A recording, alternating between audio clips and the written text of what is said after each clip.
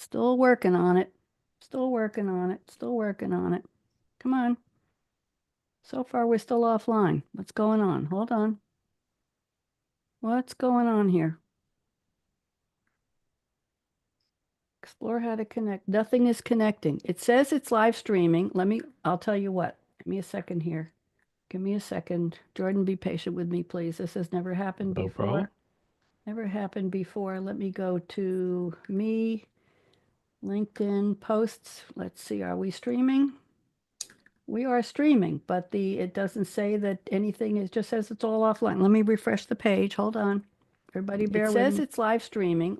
I'll tell you what. Give me a second here. We're streaming. Okay. Second. Jordan, count me down. Now I'm hearing myself coming. before. Let me stop the. Before.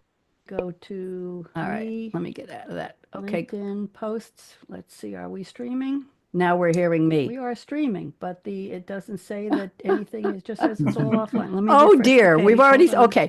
Jordan, It count me says it's down live and let's just streaming. stop Let this. I'll tell you what. Give me a second here. We're streaming. Give me a Okay. second. Jordan, be count patient me with me, down. please. Now This I'm has hearing never myself happened coming. before. Let me stop Never the. happened before. Go to All right. me, Let me get out of that. Okay. LinkedIn posts. Let's see. Are we streaming? Now we're hearing We me. are streaming, but it doesn't say that anything. Jordan? It just says it's all offline. Let me. Oh refresh the dear, page. we've already, Hold on. okay. Jordan, Jordan, count nine, me down and let's just stop this. 8, 7, 6, 5, 4, 3, 2, 1, and let's get the Jordan, music count me started. down. We'll Now I'm fix hearing it, don't myself worry. coming. Here we go. Let me Never stop the. happened Before. Go to Everybody dance with me. I'll fix that. I'll shut the audio. Welcome after to this. Read My Now Lips we're hearing Radio, me. a lively hour of unscripted conversations with savvy creatives. Producer and host, Let's go. aka Okay. Radio 10, Red, 9, asks down, novelists, 8, artists, 7, 6, photographers, 5, 4, designers, 3, 2, comedians, 1, and let's get actors, the music musicians, started. composers, We'll fix it, don't worry. screenwriters, Here we go. directors, and technology innovators about their creative Everybody dance passion, with me. inspirational I'll fix that. muses, and how they create. I'll shut the audio Welcome off. to Read How Those Lips Can Talk. Now, There we go. here's a conversation And now with we're savvy having, now I creatives. can turn Producer off and the host, audio on my keyboard and we're fine. Welcome to Read My Lips, a little bit of a bollocks here. Never happened before. I'm Radio Red and we've got a double hit here on my audio. My guests are saying, what kind of a show is this? What did I agree to do here? But we're here. Radio Red in the house. It's Monday and sometimes the live streaming doesn't go as smoothly as we hope it would, but we are here. This is my show where I gather interesting people. I call them my creatives. You are all my creatives today. That's because they're creating their lives, their businesses, their jobs, their work, their passions, their hobbies, their lifestyle, how they look, how they talk, how they dress, what they say, where they go. That's all our creativity. It's really not magic. It's what we all do. And today I'm naming this show The Toolkit of Creativity. And Larry, you know where I got that from. I usually name it after one of my guests. So what I would like to do now, let's make sure we've got everything. We're streaming and we're recording and life is good. And I don't know what I'll do at the closing, but we'll have to figure that out when the time comes. So I have a little opening here and I would like to read it. And I didn't tell all of you that we were going to rehearse it because I didn't think you need to. You were all very, very sharp. So I want you on the count of 3 to raise your hand in the shape of the letter L. Lupe and Larry and Stephen. I haven't introduced you yet, but just humor me. On the count of 3, join me in saying hello, LLL. Just like that. 1, 2, 3.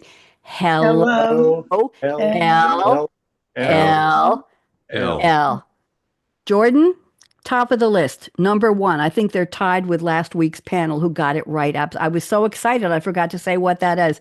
LLL is lovely, lanky Laura Legs, our most loyal listener. She's a lady I met years ago in a dance class. I wasn't teaching that one. I was studying, and we met, and we became friends. I don't think I've seen her in person more than 4 times in my life, and we've stayed in touch. At 6:01 p.m., I'm warning the 3 of you. Lovely lanky Laura Legs will email me and she'll give me a little tiny book report on what you said. Lupe Christensen, she'll have a paragraph for you. Larry Weingarten, there'll be one about you. And Stephen Melman, there'll be one about you. So you have to be really, really good because she's listening and she may be watching on YouTube as well. So I want to welcome you. It is April 21st. I like to say, what? Where is the year going? We're already past the first quarter if you do any kind of a corporate accounting.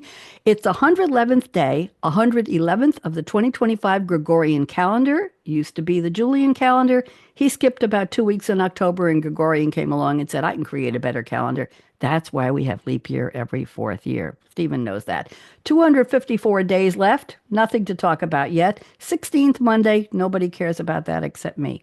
So I'm going to start with my opening, and I want to tell you that I have a little bit of a gift for each of you. I have written a rhyming introduction for each of you, and when I call your name, I just want you to wave. Okay, so here we go. Welcome to Cool Conversations with Creatives, where voices bold ignite with creative fire and impressive insight. akaRadioRed on her Scarlett mic hosts the show. She adds the spark, oh dear, to our live streaming glow. We don't just talk, we dazzle, we shine, no pressure guests, with passion and purpose in rhythm and rhyme.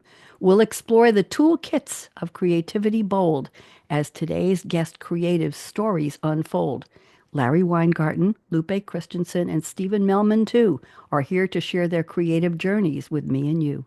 From brushes to blueprints, from stories to steel, their toolkits of life show us what's real. And here we go. Larry Weingarten is first.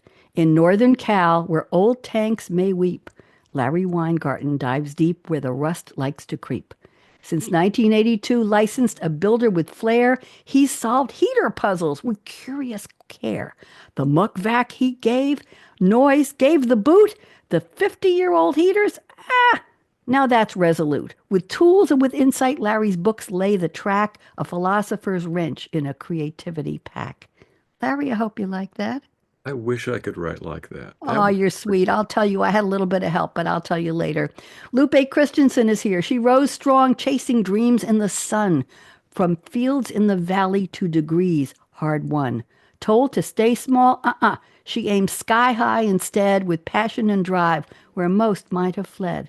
From corporate halls to real estate deals, Lupe teaches us now how bold vision heals. With roots that run deep, she helps others to grow where money meets meaning, her creativity and stories flow.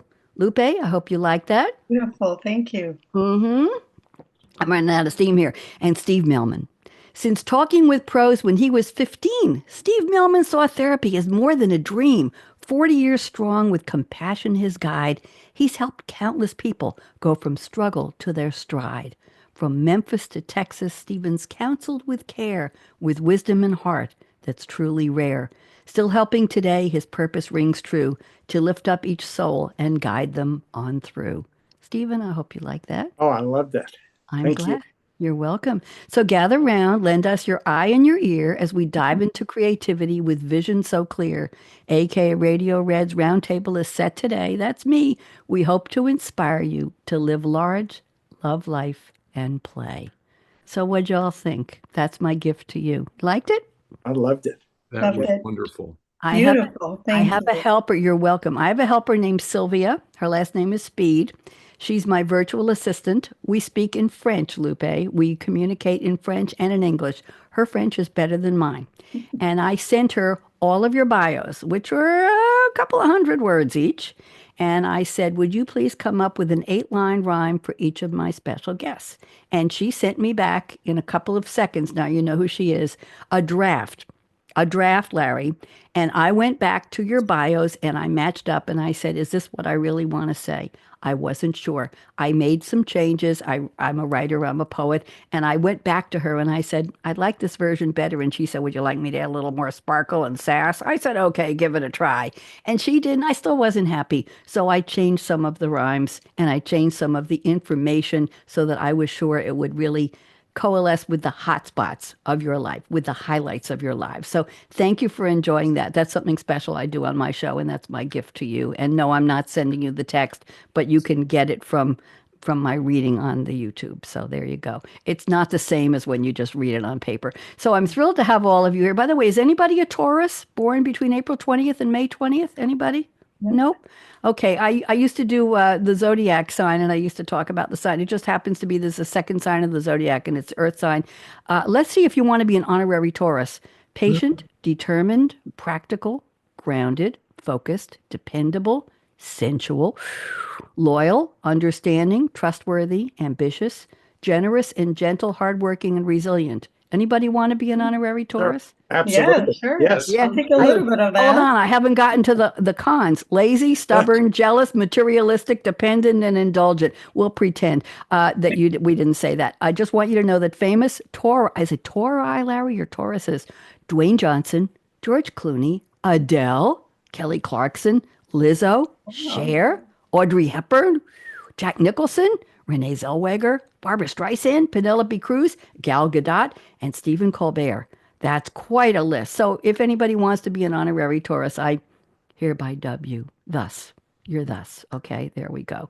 So I'm sure I left a lot out in the opening rhymes. Larry Weingarten, I'm putting you on speaker view. Would you please do me the honor of filling in a couple of the blanks? And welcome, Larry. By the way, I met all three of you, I know, at the National Publicity Summit. I said that for my guest last week, and one of the people waited till the end. She said, I wasn't at the summit. I said, where in the heck did I meet you? She said, I cold pitched you. She found me. She emailed me. She said, I'd love to be on the show. It was so many months ago. I forgot where I met her. And I said, I'm sorry. So you are all three legitimately from the summit, and I'm glad. Larry, I'm putting you on speaker view. Please, anything I left out you'd like everybody to know. And welcome, Larry. I don't think you left anything out, but I mean, let's just say I'm all about tools, and I've been for decades about tools that a contractor would use. But in my old age, have discovered bigger, more potent tools, things like hope that you can prevent suicides with, other very strong tools. So I'm trying to step into those bigger shoes and use those bigger tools. How do you define tools? I know that wrench is special for you, but tools in life. Can we get an analogy here or a comparison, Larry? Well, a tool is something that you can use to make something happen.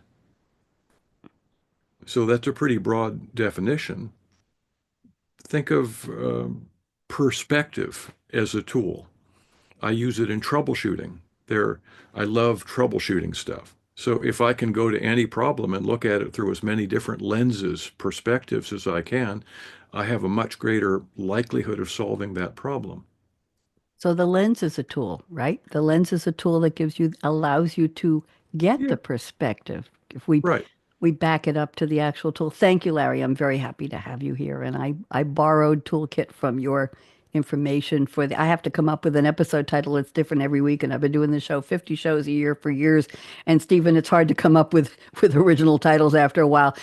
Thank you, Larry. Lupe Christensen, so happy. I'm honored to have you here. I met you at the summit. By the way, to my viewers and listeners, I get 2 minutes on the clock to meet these wonderful people. I'm taking notes the whole time. I'm saying, okay, good. April 21st. Lupe, are you available? Good. Give me your email. And the monitor is saying, time's up, time's up. I said, give me 3 seconds more, typing as fast as I can. So it was just a quick, but I knew right away when I met you, Lupe, I had to have you on the show. Lupe, fill in the blanks for us, please.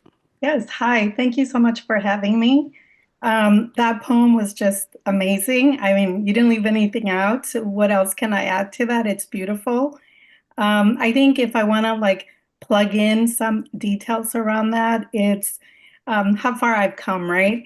And it's kind of fascinating how looking back, when you're in the thick of things, you don't really think about where you're at or how far you've come. If I'm making any sense, I consider myself a late bloomer, right? Because when I was in school, I migrated from place to place.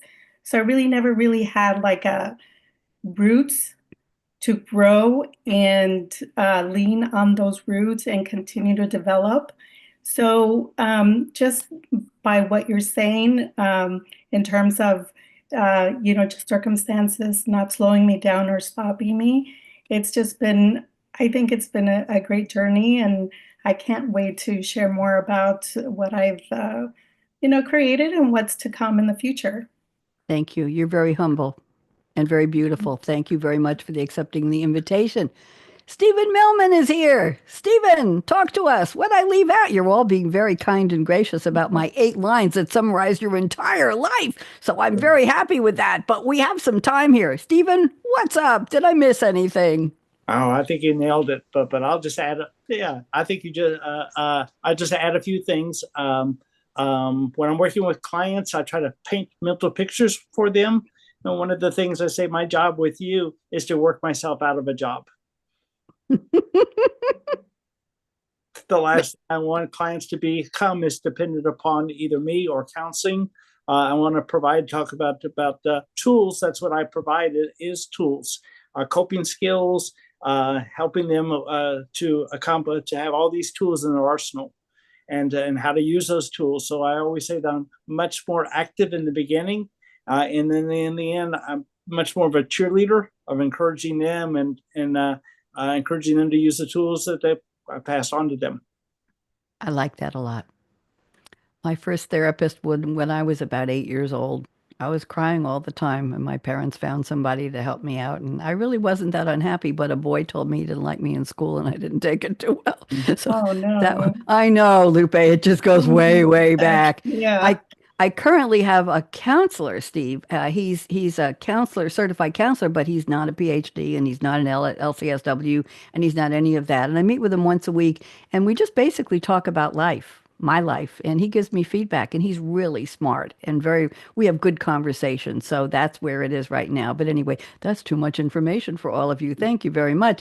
Let's go to the part of the show where I have asked each of you to please send me a quote from a fictional TV or movie character and or a song lyric and the attribution, the source. So I've done my homework, as you're probably not surprised. I've got a little bit of background on everybody's quote, and then I'll ask you to just take a couple minutes and tell me what it says about what it has to do with your creativity or why you like the quote. There we go. So Larry has picked a quote from Gandalf, played by Ian McKellen, speaking to Grima Wormtongue, played by Brad Dourif, son of Galmod, The Lord of the Rings, The Two Towers, 2002 epic high fantasy adventure film. That's an awful lot of genre squeezed into one line there.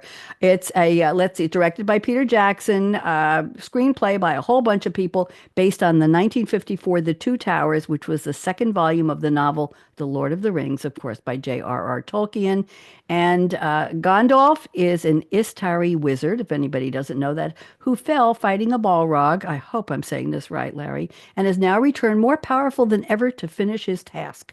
Grima Wormtongue, love the last name, an agent of Saruman at Edoras, who renders Theoden incapable of decisions and desires Eowyn. I hope I made some sense of that. 3 storylines, and I'm not going to go into that. Here is the quote Larry has picked. The wise speak only of what they know. Oh, Larry, that's an interesting quote for creativity. What does it have to do with it? Go ahead. Well, base one's life in truth. Make the foundation you stand on truth, indisputable truth. So that's what I try and do. That quote rang for me because it's sort of, anything else. If you don't stand on something solid, how can you continue to stand? So I was given a choice as a child. I was pushed to be a lawyer. I chose instead to go do contracting and plumbing because that's pure physics. That's true. Dealing with the law was a mushy, not so much truth there. So truth really matters to me. That's why that quote. Thank you very much. It certainly does matter. Okay, we won't make any comments reflecting. Where did Lupe go? There she is. You just blacked out for a second. Your picture, not you, dear. Okay, yes, truth. We wish. Let's just leave it there. Thank you very much. Lupe, you've picked a classical quote. I haven't heard it in a while. It's a kind of a mantra it's become for me in my life.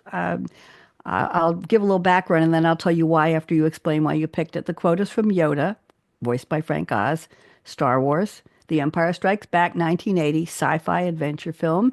Yoda is a fictional character in the Star Wars universe, in case anybody's too young or too old to know. First appearing in the 1980 film, The Empire Strikes Back, a small green humanoid alien powerful within the Force, and that's with a capital F, served as the Grand Master of the Jedi Order.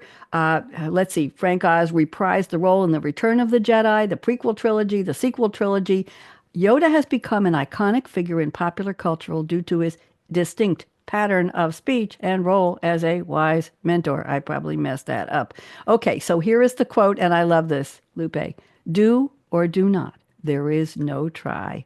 Oh my, haven't heard it in a while. Love it. Glad you picked it. Lupe, what does this have to do with your creativity, please? I love that quote, and believe it or not, I recently used it with one of my leaders at work. Okay, and it worked perfectly. Okay, so I just want to say that that quote never dies, and people of all ages know what that means, really, or should know at least what that means. Um, but actually, just step back a little bit. I think I've always been very creative, even as a younger individual. As a kid, I was very creative, but I didn't know how to harness that creativity. I didn't know how to. I didn't have a role model, so I really didn't know what to do with the creativity.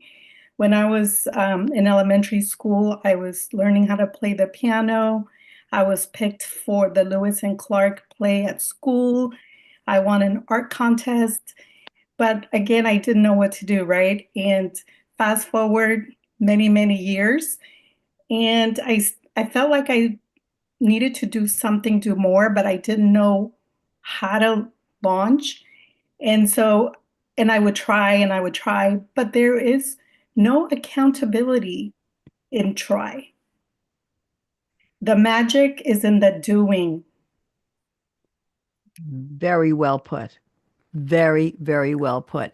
And the way I relate to it is that I was a programmer analyst back in the day. I'm considered an early woman in tech. We're talking, Larry, mainframe computers and key punch and 80 column hollerith cards and COBOL. I was a specialist in COBOL and PL1, Xerox Sigma 6 CP5, and graduated to an IBM 4341 where we actually had a monitor where we could type the code and didn't have to carry the cards. I know.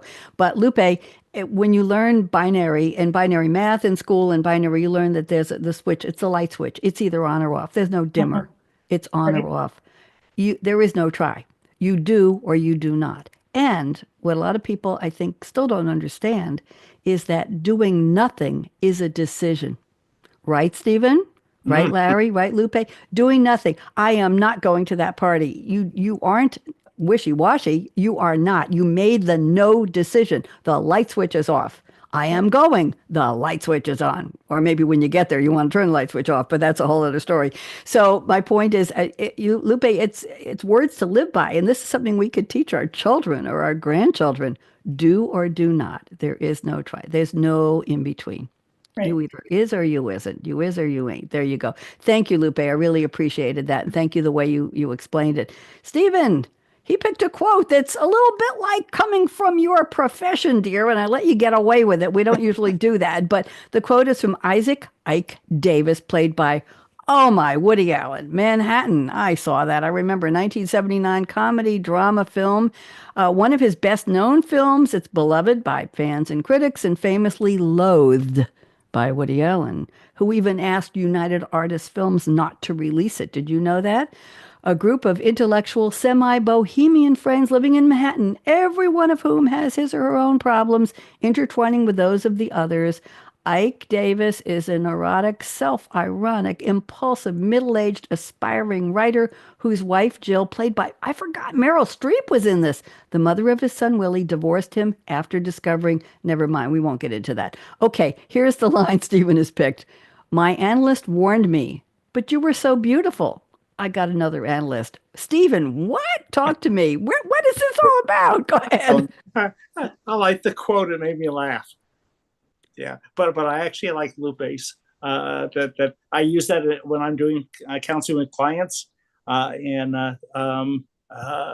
it's don't sit the fence, don't sit on the fence, make a decision, and helping clients to do that.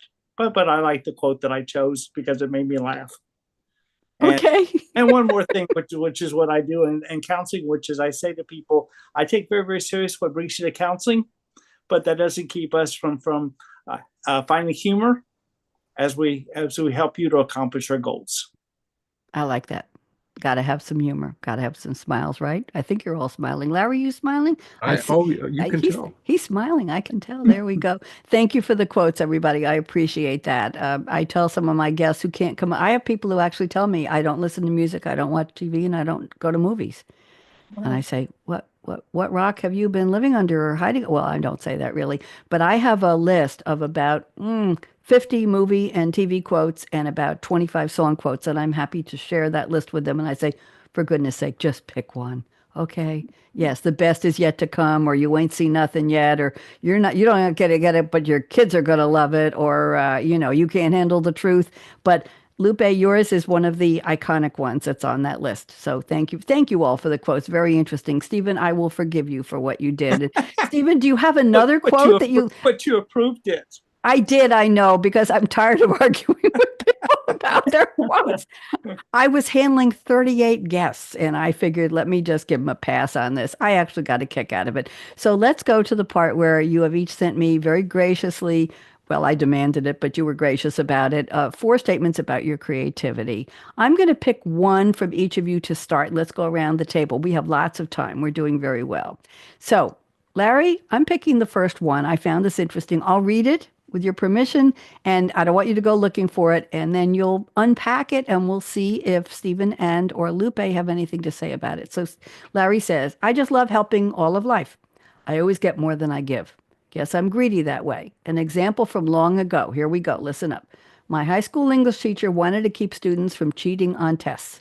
We were becoming friends, and he knew I was good with my hands. There we go. I built a device from a cigar box with moving parts and lights. He told students it was a lie detector, and it seemed to work. Nobody wanted to take a chance. He remembered that from over 50 years ago. We're still friends. This is a keeper, Larry. What a story. Larry, tell us a little bit more, please. On Andre de la Torre is his name, and he was just a young 20-something-year-old flamenco guitar playing guy who happened to be teaching an English class. And he always sees what's good in people. He's written the foreword to my next book. We used to go on motorcycle rides. He's a friend. I now get to help his son do stuff because I can fix things. I guess that I probably took that a little sideways from where we were going, but he's got a good imagination, and I might have a little bit of that, and it worked well together to scare any students from wanting to cheat. Lovely. Question. How did you keep a straight face when people were talking into this box? Did you hook them up? Did you wire them? How did they think it was a lie detector? How'd that work? They'd never seen anything like it. How could you not wonder? I mean, what does this thing do? It's like a spacecraft landing on the teacher's desk, watching them. So they So they believed. They were believers instantly. Interesting. But did you hook them up? Did you have any fake electrodes or any wires that went onto their hands? No. This simply sat in the front of the class and had a little thing that swung back and forth, and Wow. they weren't going to mess with that. Wow. That is probably one of the heights of How old were you at the time, Larry? Can you tell us? 15. 15. Okay. That's beyond the creativity and I would say curiosity, creativity, and courage. You had the courage to go to your teacher and say, I have an idea. I'm going to build it. I want you to use it. And the teacher was courageous and curious. I like those words to go with creativity, Larry, to say, let's see what the class does with this one. So you were probably a very young creative hero. You are to me because that took a lot of guts to do that. A lot of guts to think about it and to say, we're going to pull one over on everybody else. Lupe, any thoughts on that kind of creativity? What do you think? My hats off to you, Larry. Wow, that's so creative. I can just think about doing a case study with those individuals in that classroom to see the outcome afterwards. That's amazing. Quite a story. Stephen, Yeah. from the therapist perspective, what do you think? I like it. It kept people accountable. It kept them on their toes. if they had any thoughts of cheating, it changed their perspective. It changed what they were thinking about doing. And for the next test, they were certainly going to be more prepared. Mhm. It might have changed somebody's life, actually, Yeah. if you really think about it. It might have. And You going mean if back they're- to Yoda, do or do not, there is no try. It's like you better tell the truth, and that's the way it's going to be. So, yeah, very, very interesting. Larry, thank you. I love the example. Lupe, I've got an interesting one from you. You say creativity comes in waves. I cannot force it. Sometimes there is this data dump, and I've learned to carry a journal and a pen, always ready to take notes. I've used my phone to send myself messages or record sound bites that are downloaded from my brain. This is a process. I appreciate that. I think a lot of people do that, but not as specifically as you. Lupe, how did you come up with this idea, and what kinds of things do you write? Is this the middle of the night or the middle of a meeting? Tell us more. I love it. Yeah, so typically those data dumps come through dreams. And I didn't realize that that was happening until I was, I think, in college, and I was working full time and going to school full time as well. And I was telling somebody my dream, and he was a VP of communications, and he said, "Oh my goodness, Lupe, those type of dreams are some people wish they dreamed, and you should look into this organization and that organization and write your dreams down." But I'm like, what does he know? And I kept having those dreams. So then I realized I better start journaling this. So I did. I started writing. I started journaling everything that would come through my dreams. And so now today I keep a journal next to my nightstand. Now I'll tell you, I cannot force like if I'm writing something and I sit and I say, okay, I'm going to sit down and write this essay, or I'm going to write this chapter of my book. I can't. I have to wait until, my brain decides that I'm ready for this data dump. So, and yeah, I mean, I just, that's kind of the way it works. I can't force it, and it just comes. And I actually have an email that I created. It's Luli.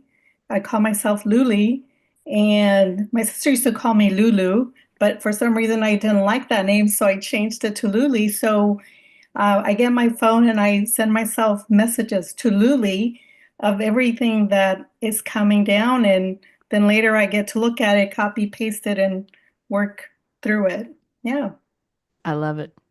That is a creative approach to the process of capturing the thoughts when they come, not forcing them, not waiting for them, not Right. expecting them. And we have a little visitor here who's going to make a comment about that. Can you see this? Oh, Aw, yes. yes. This is live. We just had a Beautiful. Northern Cardinal. I'm not interrupting, but he's saying, I like what Lupe just said. He's telling me that. Okay, just wanted to It's tell so you. beautiful. I'm so thrilled with this. Larry, any thoughts, or Stephen, on what Lupe just decided? Does this resonate with either one of you? Larry first, go. Well, I actually like it. I do something along the lines of this. I keep my phone by my nightstand or on the nightstand, and article ideas come to me in the middle of the night that if I try to wait till morning to write it down, it's vanished.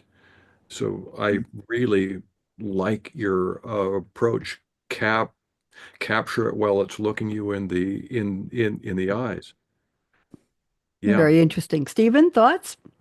Sure. I was given, so that made me think. I was given this blank gratitude book of blank pages, and I said, "What the heck am I going to do with this?" And so I kept it, and so then I began using it before I even wrote my book, and I might have it in therapy sessions. And something must be said, something from a client or something I said, something a little bit different, or as we were talking about on your nightstand, and you wake up in the middle of the night, and you capture it on paper. So I began writing things, and when I began writing my book, I started incorporating things from the quote gratitude book, thoughts. And it kind of helped to write the book on its own, and you don't force it. You start a chapter and well, that's all I can think of this time, and you stop and you move on to the next chapter, and it begins to fill in. Interesting. I'll share a story with all of you. About 8 years ago, I decided I wanted to write a play, a romantic comedy, a dating romantic comedy, and I had no clue where to start. And one night, I was working a full-time job marketing for some bank in the city in New York. I was on Long Island, and I went on the internet and I said, "How do I write a play?" And somebody had a Word document that was Playwriting 101, and it said how you describe the scene, how you describe the people, how you do a little mini bio of your characters, how you open and close, how you say when the curtain goes up, the curtain goes down, all that good stuff. So I downloaded it, put it in. It was a Word document, and I put it into a blank and I filled it in and I said, okay. So the next night I came back and I just started filling in. The next night, the characters started talking to me, Lupe. And in 3 nights, I had written the entire play.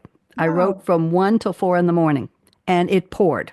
It just came. It was not, oh, what you going to say next? And how's he going to, it was like, what? He's talking, she's talking, they're talking. And it was just going on and on and on and on. And I decided, what am I going to do with it? So I was a TV host and producer on a cable station on Long Island. So I went to my crew and I said, let's do the play. And they said, fine. I had friends in community theater. And I said to them, listen, I know you're all involved with very serious plays all over Long Island. I won't make you work hard. I'll even have teleprompters with your lines, but it's going to be a green screen studio with a green curtain. And my director friend went to the city and he videotaped the noises of cars and buses and trucks and taxis in New York. And he stood up, he had somebody with him and he stood up through the moonroof of his car and videoed the traffic. And then he got scenes from me in front of Penn Station where it started. And then I downloaded a virtual picture of a van, and we pretended it was a taxi. And my characters, my actors, I coached them, I directed them. I was in the control room with the crew, and I directed it. And I've never done that in my life. And they sat on chairs in an empty studio. And I bought a toy steering wheel. It was take place in a taxi. They left Penn Station, they got into this cab, and the rest of it was in the interior. So I got a toy steering wheel that we mounted on a table for the taxi driver. And we produced it, and it was a blast. And then I'll send you all the links if you want. And a couple of more actors applied. So I did 2 versions. The woman was a different color hair. She was the same one, but the 2 men were different actors. And we had to get it down to 26 minutes, Larry. So my director friend George and I spent one night at his apartment till 5 in the morning editing, which was it was a little over an hour or so. We had to get it down to 26 minutes. And my mom, who was 98 years old, I said, Mom, she was a great piano player. I said, would you compose a song for the opening? And she did just a couple of bars, and it was perfect. So I recorded it on my phone and we uploaded it. That's the opening. It sounds like a honky-tonk piano. And that was the play. And I did 2 more. And the same experience, Lupe. You're right. When it's ready, it's there. When the characters are there, when the ideas are there, it just comes to you. It just flows. And that to me is one of the most exciting parts of creativity. It just wakes you up. It keeps you awake. And it was just fun. Anybody have any comments on that before we go on? Anybody inspired here? Larry, you going to go write a romantic comedy play tonight? I don't know. What do you think? I have so many well, I don't want to say chapters, but I have so many data dump pages that I've done throughout like maybe the last 20 years or so that I could probably put 2 books together. And one of them is about the end of the world. And it was just fascinating. And yeah, so I have so much, but I got to put it all together. I mean, the book that I have coming out right now, it's not part of those chapters but yeah, I mean, it's, I love it. And it takes time to realize that, this is happening. This is part of your creativity, Yes. Inner person. Well, I hope we're inspiring you. Release it. Let it go. I taught a class on blogging 101. I was doing some side work for adult education in Great Neck, Long Island. I taught eBay selling. I taught some online dating, and I taught a blogging course when blogging was just starting. And I had a woman who was writing every week. She'd write a little short blog. When it was done, she went home and she said, I think I have a book here. She took her chapters, Larry, her individual blogs, and she put them together in a little book, self-published it, had it bound, was called Raging Against Aging. She has a great sense of humor, a great perspective on it, and her life has gone through a lot of changes since then, but she published the book. It was based on the blog she wrote for my course. And Lupe, the pieces are there. Find a way to screw them together. Larry will loan you a wrench and a screwdriver, I'm sure, and some super glue. Stephen will give you some emotional super glue and put them together. Do it if it's there. It's just there. Any other comments for what I said? Anything else?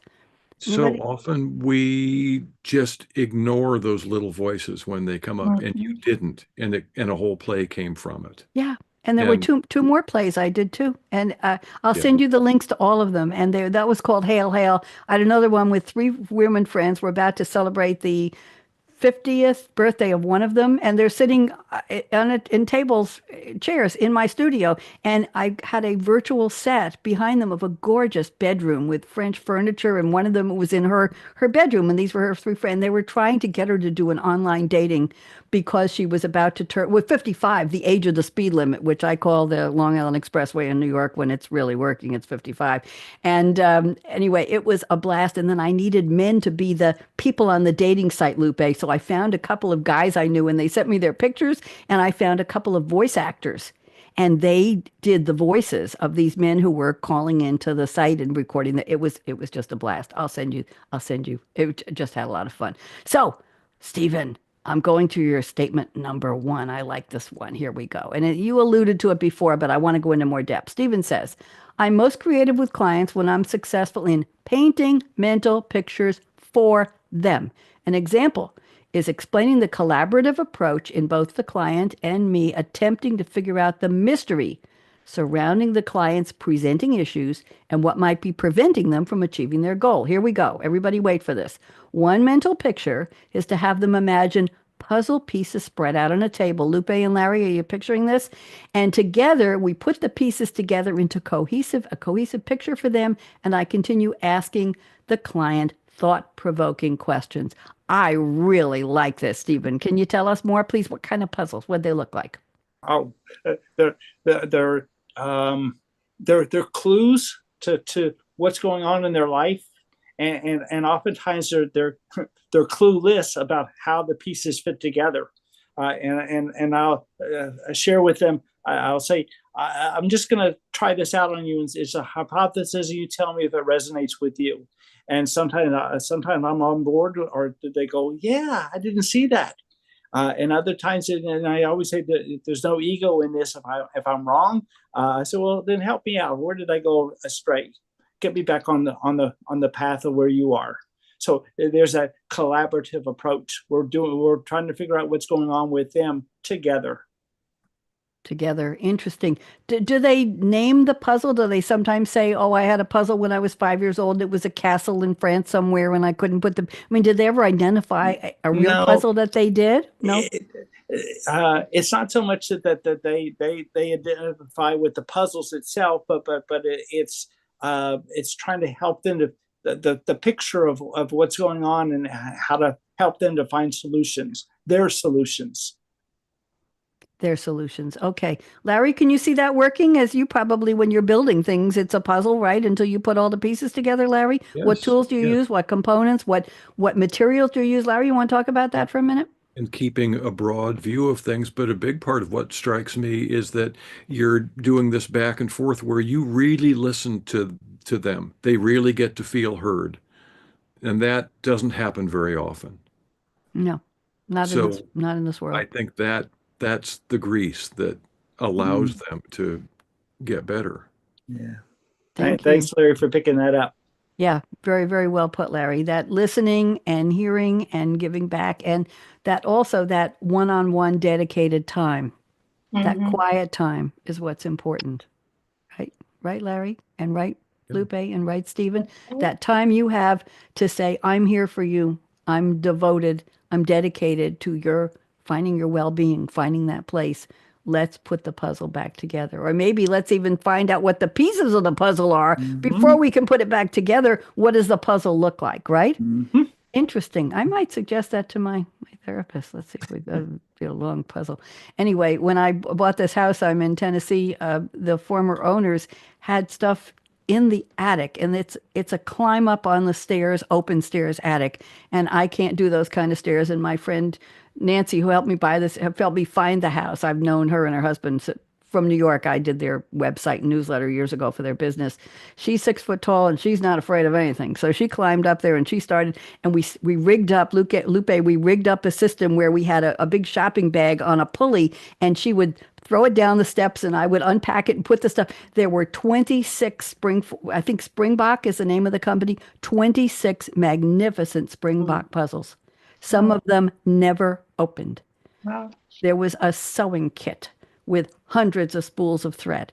There was clothing. There were holiday decorations. There was a little fake Christmas tree up there. And she just kept sending the stuff down and sending it down. But the puzzles, I have them piled up in a small cabinet. And it's a huge garage. My garage here is the size of what my whole co-op apartment was in Great Neck, where I lived for 30 years. That's how big this garage is. And it was a decent sized apartment too. So anyway, so I've got all these puzzles. So Stephen, you might have motivated me. I'll have to, instead of watching crappy TV next weekend, I'll just get a puzzle out in your honor. Thank you very much. I just want one more statement. We've got about 7 minutes left, but I just want to touch on something. Larry is a big fan of hummingbirds. And Larry says, helping those thrive, who cannot help themselves feels good. Being the one person who takes time to sit with and listen to an elder person in a nursing home, there was our listening again, and seeing the surprise at being heard feels good. That's why Larry liked so much what you said. He said, I'm currently going through 600 pounds of birdseed a month. So many animals show up. The deer are content only a few feet away. I use 10 pounds of sugar weekly for the hummingbirds. I usually have 40 birds at the feeder at dusk. I've only got 2 or 3 on mine. You're making me feel terrible, Larry. They don't mind when I'm still. It's like being bathed in Hummer electricity. Larry, I'm not sure how we got from here to there, but can you just spend a minute telling us about your hummingbird feeder? Go ahead. Hummer electricity, hummingbird. I have every book I could ever find on hummingbirds, and they flap their wings roughly 55 times a second. In North America, electricity is 60 cycles per second. So it sounds very much like electricity. It's fun. And when they're just all around you, some people are scared they're going to like stab you with their beaks, but that doesn't happen. They're more interested in the sugar water. Lovely. And there's this sort of, I'll just shorthand call it the zen of putting your hand on a feeder. I've had 3 hummingbirds sitting on my hand while they're sipping, and you have to figure out how to be still to make that happen. Yep. And it's Beautiful. a gift. It's a gift. Beautiful. Beautiful. I've been to some hummingbird and butterfly houses at some botanical gardens, and I had a hummingbird sit on my hand, and I've gone in and watched the butterflies.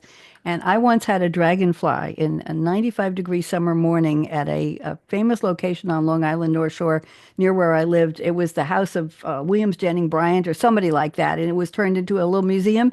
And a photographer friend and I went there one Sunday morning. It was very, very hot. It was sticky hot. You could feel the electricity, Larry, in the air. It was that hot.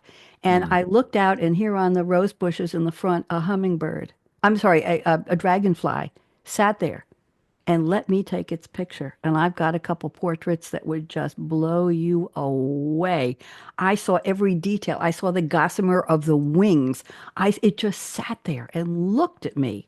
Or I thought it was looking at me anyway. I was looking pretty good. Anyway, neither here nor there. Thank you very much. I want to do we have a couple minutes left, just very few. A couple of quotes here from Rapunzel.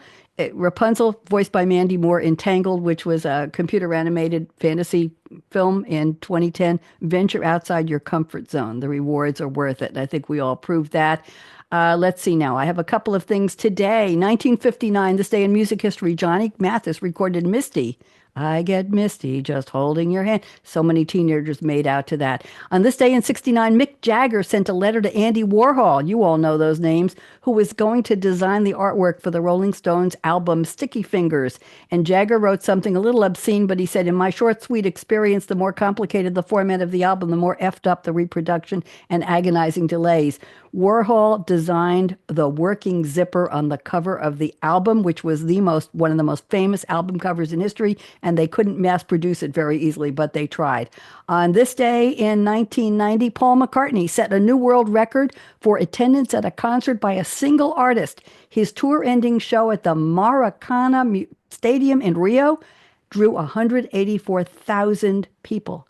And on this day in 2004, Jennifer Hudson was kicked off of American Idol because she came in number 7. She went on to win an Oscar and all kinds of awards. Just thought you'd like it. Today is Patti LuPone's birthday. Happy birthday. She's 75. Nicole Sullivan, the actress and TV comedian, 54. Rob Riggle, also a comic actor, 54. Andie MacDowell, you all know her from Groundhog Day, 66. Tony Danza, well, who's the boss, honestly, 73 today. And Iggy Pop, if you like that kind of music, is 77. Today would have been the birthday of Queen Elizabeth II. She was born on this day in 1926. And we have 3 quick birthdays here. Oh, I have 4 minutes. Good. Okay. On this day today, a young man named Jake Williams is 26 years old, Larry. I had to tell you this. He's on YouTube. He only has 1.5 million subscribers. But what's interesting to me is his video of the last day of Sears in Canada has 60,000 views. I think I'm in the wrong business. 60,000 views. Then we have another YouTuber named Danny Padilla. He's 31 today. He only has 1.7 million subscribers, but he has 332 million views, Lupe. Can you even count that high? He does comedy shorts, voice impersonation videos, music collaborations, and challenges. I'm in the wrong business. And then we have one more on TikTok. Angel Jimenez, a man, is 21. He has 6 million followers. What does he post? Family, school, relationships. He references the early 2000s and his video, How Girl Gets in the Car. I have no idea what that means. Got 35 million views, Larry. 35 million views for one video. He superimposes his eyes and his mouth on inanimate objects and performs the objects speaking to each other. He had a video called Life of a Christmas Present that only got 3 million views. Obviously, it was a big failure. Today is World Creativity and Innovation Day. It's National Big Word Day because John of Garland in the year 1220 coined the term dictionary, and I won't give you any more of that. Today is Keep Off the Grass Day. It's Bulldogs Are a Beautiful Day, okay? It's Chocolate Covered Cashews Day. It's Chickpea Day, okay? It's National Alex and Javier Day. It's not their birthday, but if you know somebody named Alex, just say, today's your day. Congratulations. Same for Javier, starting with a J. It's National Tea Day, whatever you drink. It's Freelance Business Week. It's still April. Brussels sprouts, cabbage, cranberries, gooseberries, pecans, soft pretzels, and Asian pears. And it's the month of Adopt a Greyhound. I haven't yet. Adopt a Ferret. Definitely not. Poetry Month, Guitar Month, Jazz Appreciation, Frog Month, Kite Month, Humor Month, Welding Month. Larry, that's for you. And Straw Hats. Okay, I've got to close now.